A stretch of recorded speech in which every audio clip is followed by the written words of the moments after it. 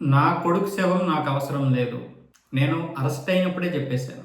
వాడి శవము వద్దు, వాడి మృతదేహము వద్దు, అసలు వాడి జ్ఞాపకాలే మాకొద్దు అని చెప్పి ఇప్పుడు ప్రభాస్ మండలి యొక్క తల్లి ఈ విషయాన్ని చెప్పింది పోలీసులకి, మీడియాకి.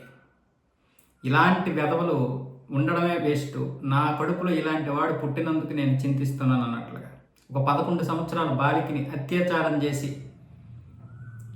ఆవిడ్ని చంపేసి ఆ పాపని మూట కట్టినటువంటి ఇదేదైతే ఉందో దాని గురించి ప్రజల్లో తీవ్రమైనటువంటి వ్యతిరేకత రావడం, పోలీసులు కూడా వెంటనే స్పందించి వాళ్ళని అరెస్ట్ చేయడం, అందులో సీన్ రీక్రియేట్ చేసినప్పుడు అందులో ఒకడు ఈ ప్రభాస్ మండల్ అనేవాడు తప్పించుకొని పారిపోతూ అక్కడ ఉన్నటువంటి పోలీసుల దగ్గర గన్ తీసుకొని పారిపోతుందని చెప్పి ఒక రౌండ్ కూడా కాల్పులు జరిపాడు. దాంతో వాడిని ఎన్కౌంటర్ చేశారు నిన్న బుధవారం ఉదయం.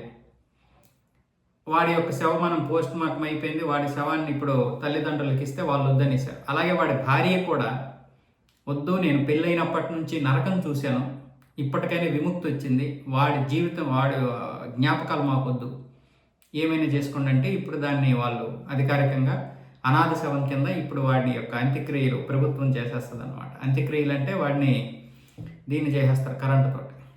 అంటే ఇలాంటి బ్రతుకెందుకు ఇంకా ఆలోచించుకోవాలి. అంటే సమాజంలో జరుగుతున్నటువంటి పరిణామాలని ఇప్పుడు ప్రతి ఒక్కరూ కలిసి ఈ యొక్క సమస్యలను మనం పరిష్కరించగలగాలి. ఇది ప్రతి ఇంట్లో వచ్చేటటువంటి సమస్య. అంటే తల్లిదండ్రులు పిల్లల్ని పెంచేటప్పుడు కూడా కొంత జాగ్రత్త తీసుకోవాలి. కేవలం అమ్మాయిలకి మాత్రమే జాగ్రత్తలు చెప్పడం కాదు, అబ్బాయిలకు కూడా జాగ్రత్తలు చెప్పాలి. బయటికి వెళ్ళి మృగాలుగా మారుతున్నది ఎవరు అంటే అబ్బాయిలే కదా.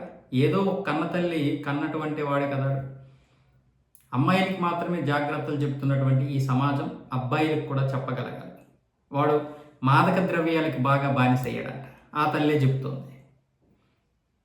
అంటే అలాంటి కొడుకు ఉండకూడదు అని ఒక తల్లి అన్నది అంటే వాడు ఎంత వెదవయ్యాడు ఓకే, కానీ వీడిని కంట్రోల్ చేసేటటువంటి విధానం, అలాగే వీడిని పెంచే విధానంలో కూడా తల్లిదండ్రులు కూడా మొదటి నుంచి జాగ్రత్త తీసుకుంటే ఇంత దారుణమైనటువంటి పరిస్థితి వచ్చేది కూడా కాదు.